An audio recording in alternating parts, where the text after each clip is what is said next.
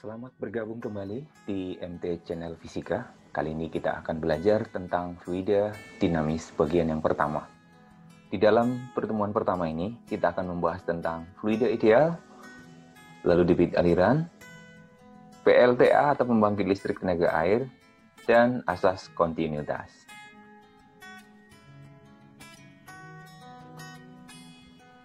Materi yang pertama kita bahas tentang ciri-ciri fluida ideal.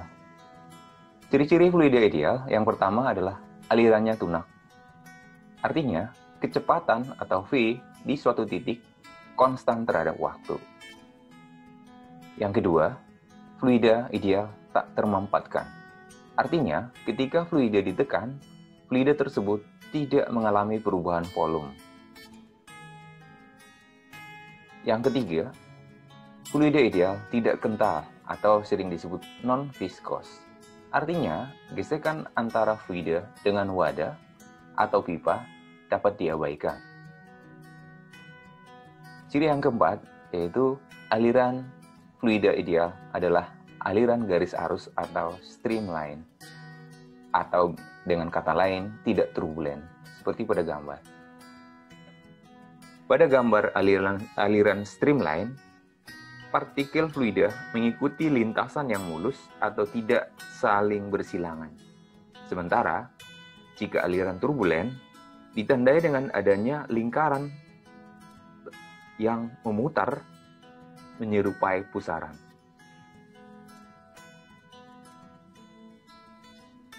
Lalu kita akan bahas tentang debit aliran. Debit aliran merupakan volume fluida yang mengalir per satuan waktu, atau Q sama dengan V per T, di mana V adalah volume dalam meter pangkat 3 dan T adalah waktu dalam detik. Coba kita amati sepotong pipa sepanjang L dan luas penampangnya A. Jika pada pipa ini mengalir fluida dengan kelajuan V, maka volume aliran fluida persatuan waktu bisa kita hitung dengan Q sama dengan A kali L. Volume itu adalah panjang dikali dengan luas. Ya, perhatikan ini sebagai silinder dibagi dengan T. Mengingat bahwa L per T itu adalah jarak tempuh per waktu adalah kecepatan, maka persamaan Q sama dengan volume per detik bisa kita tuliskan menjadi Q sama dengan A kali V, atau Q sama dengan luas penampang dikali dengan kecepatan. Keterangannya, Q sama dengan debit aliran dalam meter pangkat 3 per detik, V itu volume, T waktu, A luas penampang, dan V kecil, di sini aliran, kecepatan alirannya dalam meter per detik. Nah, ini bisa dibedakan ya, V besar dan V kecil.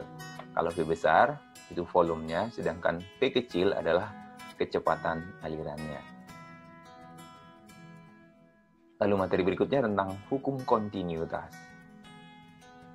Hukum kontinuitas itu artinya pada fluida ideal atau fluida tak termampatkan, debit aliran fluida selalu konstan. Misal, debit aliran yang masuk di A1 adalah misalnya Q1, sementara debit aliran yang keluar dari A2 adalah Q2, maka dari hukum kontinuitas ini bisa kita tuliskan bahwa nilai Q masuk sama dengan Q keluar, atau Q1 sama dengan Q2, di mana Q sama dengan luas dikali kecepatan. Jadi A1 kali V1 sama dengan A2 kali V2. Nah, jika ini kita pindah ruas, maka perbandingan V1 banding V2 itu adalah A2 per A1. Ini menunjukkan kepada kita jika luas itu berbanding terbalik dengan kecepatan. Nah, makanya ketika kita misalnya punya selang, lalu selang dialiri air, lalu pada suatu ketika ujung selangnya kita tekan atau kita pencet sehingga lubangnya mengecil, maka ternyata semprotan atau kecepatan aliran fluida yang keluar dari pipa yang kita pencet tadi akan meningkat kecepatannya. Itu artinya, jika luasnya besar, maka kecepatannya akan kecil, atau jika luasnya kecil, maka kecepatannya akan besar. Lalu bagaimana kalau pipa bercabang? Sama, untuk pipa bercabang, itu maka nanti fluida yang masuk, ya, nilai dari debit yang masuk sama dengan debit yang keluar. Dalam hal ini karena ini yang masuk 1, sedangkan yang keluar ada 2 cabang, maka Q1 sama dengan Q2 tambah Q3.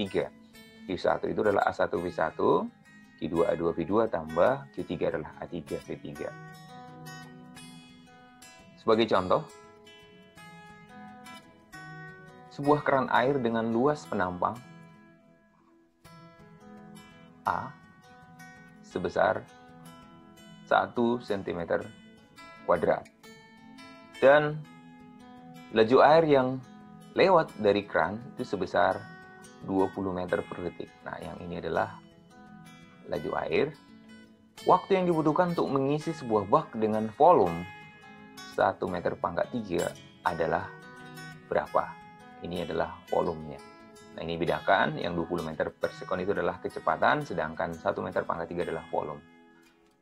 Berapa lama waktu yang dibutuhkan untuk mengisi sebuah bak dengan volume 1 meter pangkat 3? Diketahui massa jenis air 1 gram per centimeter pangkat 3. Ini kita ubah menjadi nanti 1000 kg per meter pangkat 3. Nah, kita gambar dulu. Kira-kira seperti ini bentuk gambarnya. Jadi keran ini akan mengisi bak air ini, yang jumlah air yang ditampung nanti ini sebanyak 1 meter pangkat 3. Pertanyaannya berapa lama? Nah, kita akan menghitung dulu. Debit air yang mengalir dari keran sebesar Q sama dengan A dikali V. Maka dari sini nanti kita dapatkan juga Q sama dengan V volume per T. Nah, dari sini kita akan dapatkan nilai T-nya. Jadi kita cari debitnya dulu. Debit aliran air sebesar A. Luasnya itu 1 cm kuadrat. 1 cm kuadratnya ini kita ganti menjadi 10 pangkat min 4 meter kuadrat. Nah, berarti 10 pangkat min 4 meter kuadrat dikali dengan kecepatannya adalah 20 meter per detik akan sama dengan volume yang akan diisi, ya, sebesar 1 meter pangkat 3 per T. Maka nanti meter kuadrat kali meter jadi meter pangkat 3. Lalu kita kali silang, maka T-nya berapa lama untuk mengisi 1 meter pangkat 3? Yaitu sama dengan 1/20 kali 10 pangkat min 4. Nah, kita naikin ke atas 10 pangkat min 4 dibagi 20, atau 1000 dibagi 2, itu sama dengan 500 detik. Nah, 500 detik sekitar berapa menit? Nah, T sama dengan 500 detik sama dengan 500/60 menit. Nah, atau 50/6. 50/6 itu adalah 9,66 menit. Jawabannya adalah D. Contoh yang kedua. Sebuah pipa mempunyai diameter penampang yang berbeda, yaitu yang pertama 6 cm dan yang kedua 3 cm. Kita sebutkan yang pertama 6 cm, yang kedua 3 cm. Kecepatan air dalam pipa berdiameter 6 cm itu adalah 1,5 meter per detik. Sedangkan kecepatan pada pipa yang berdiameter 3 cm adalah berapa? Nah, kita gambarkan dulu. Nah, di sini disebutkan kecepatan D yang besar, yang memiliki diameter D, katakan D1, itu 6 cm, adalah sebesar 1,5 meter per detik. Nah, kecepatan pada pipa yang berdiameter D2, yaitu sebesar 3 cm, adalah berapa? Nah, di sini kita ingat konsep hukum kontinuitas bahwa air yang masuk sama dengan air yang keluar, atau debit itu konstan. Berarti Q1 sama dengan Q2. Nah, pertanyaan di sini adalah berapakah V2? Nah, A1 V1 sama dengan A2 V2. Nah, A-nya belum tahu. Maka kita perbandingkan aja. V1 per V2 sama dengan A2 per A1. Nah, A-nya itu kalau ada diameter, ini kan pipa ini lingkaran, sehingga diameternya akan dihubungkan dengan luas adalah 1/4 V D2 kuadrat dibagi dengan 1/4 V D1 kuadrat. Nah, 1/4 V-nya dicoret, sehingga ini bisa kita keluarkan D2 per D1 dalam kurung kuadrat. Nah, pertanyaannya berapakah kecepatan aliran pada pipa berdiameter 3 cm? Nah, P1 diketahui, yaitu 1,5 meter per detik dibagi dengan yang dicari V2 itu sama dengan D2, jadi berbanding terbalik. Nah, terhadap diameter berbanding terbalik kuadrat. D2-nya yaitu diameter kedua tadi 3 ya. 3 per 6 kuadrat. Atau ini 1/2 dikuadratkan jadi 1/4.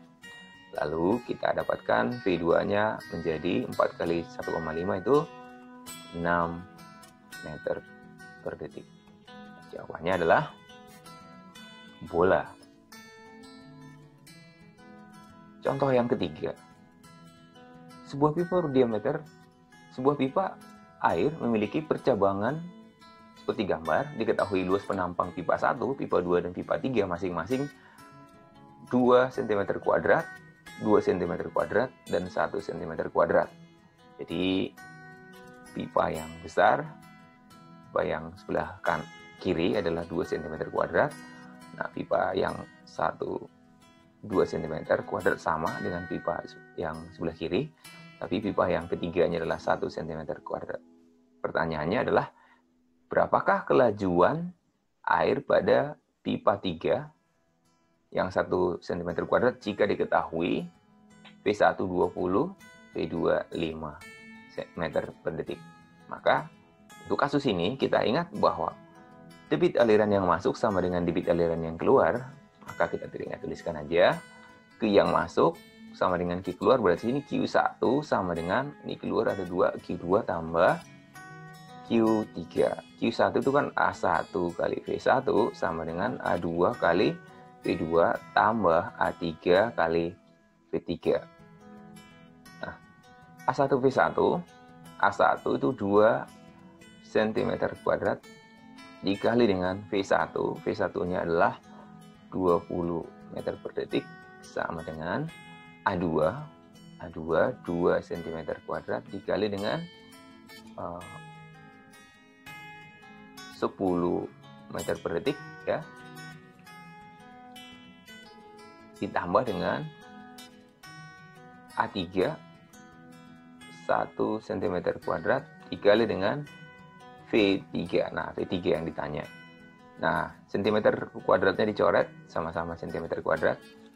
Lalu 2 kali 20 berarti 40 meter per detik sama dengan 2 kali 10, 20 meter per detik. Tambah V3. Lalu V3-nya bisa kita dapatkan sebesar 20 meter per detik. Nah, ini kecepatan di pipa yang ketiga.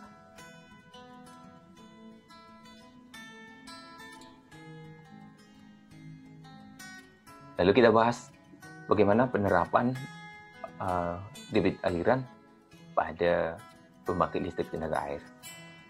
Pembangkit listrik tenaga air adalah pembangkit listrik yang memanfaatkan energi potensial air dikonversi menjadi energi listrik.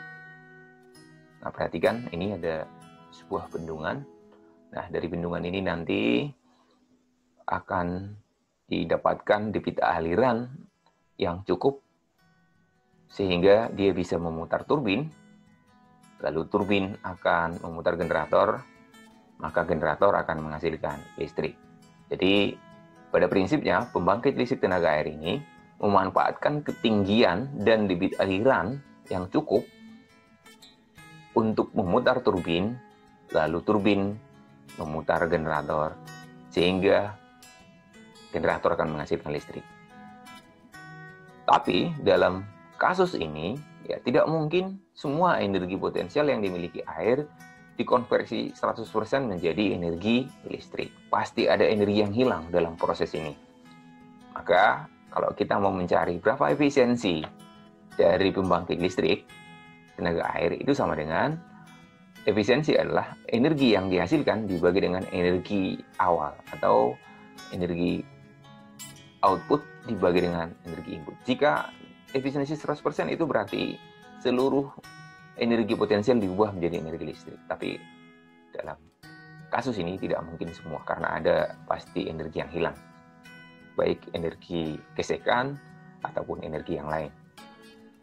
Oke, kalau kita kali silang, energi listrik sama dengan efisiensi dikali energi potensial. Nah, dalam kasus pembangkit listrik tenaga air, yang sering ditanya adalah berapakah daya yang dihasilkan oleh pembangkit listrik tenaga air. Maka nanti bisa kita dapatkan dayanya dari energi listrik ini. Energi listrik kita ingat, itu rumusnya adalah daya kali waktu. Sama dengan efisiensi kali energi potensial itu adalah MGH. Maka kalau nanti ditanya berapa daya, tinggal kita pindah ruas. Maka P kali D sama dengan efisiensi dikali. Nah, massa air yang mengalir kita tidak bisa ukur tentunya. Yang bisa kita hitung adalah debit alirannya. Sehingga kita pecah M jadi rho kali V kali G kali H. Nah, sehingga P sama dengan efisiensi kali rho kali V per T kali G kali H. Nah, ingat ini V per T-nya adalah debitnya. Sehingga daya listrik yang dihasilkan oleh sebuah PLTA itu sama dengan efisiensi dikali massa jenis dikali debit aliran dikali percepatan gravitasi dikali dengan H. Maka untuk mendapatkan daya listrik yang dihasilkan PLTA besar, yang bisa kita lakukan adalah atau yang bisa kita pilih suatu air terjun yang akan dijadikan jadi PLTA adalah air terjun yang memiliki ketinggian yang besar atau yang tinggi dan debit aliran yang cukup atau yang besar. Sebagai contoh, sebuah pembangkit listrik tenaga air mini menghasilkan daya listrik 1000 watt dari air terjun yang memiliki ketinggian 10 meter. Jika efisiensi generator 80%, debit aliran air yang sampai ke kincir adalah berapa dalam liter per detik?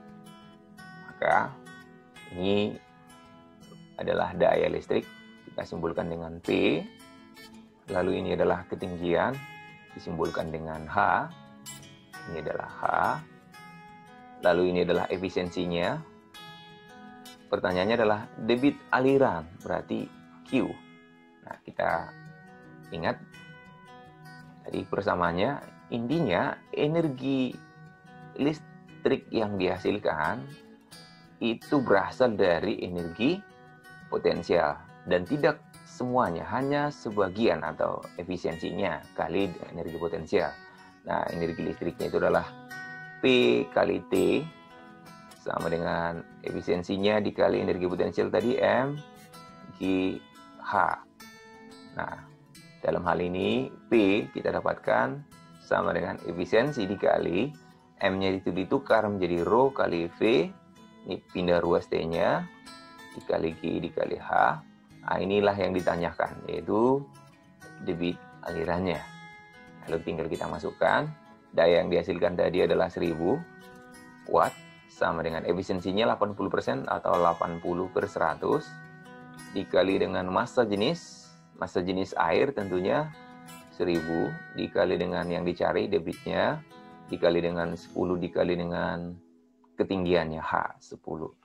Nah, ini 10 kali 10, 100, dicoret ke sini. Lalu 1000 dengan 1000 habis, berarti nanti Q-nya akan sama dengan 1/80 meter pangkat 3 per detik. Nah, karena ini ditanyakan dalam liter per detik, nah ingat 1/80 dikali 1 meter pangkat 3 itu adalah 1000 liter. 1000 liter per detik. Sehingga jawabannya akan menjadi 1000 dibagi 80 atau 100/8 sebesar 12,5 liter per detik.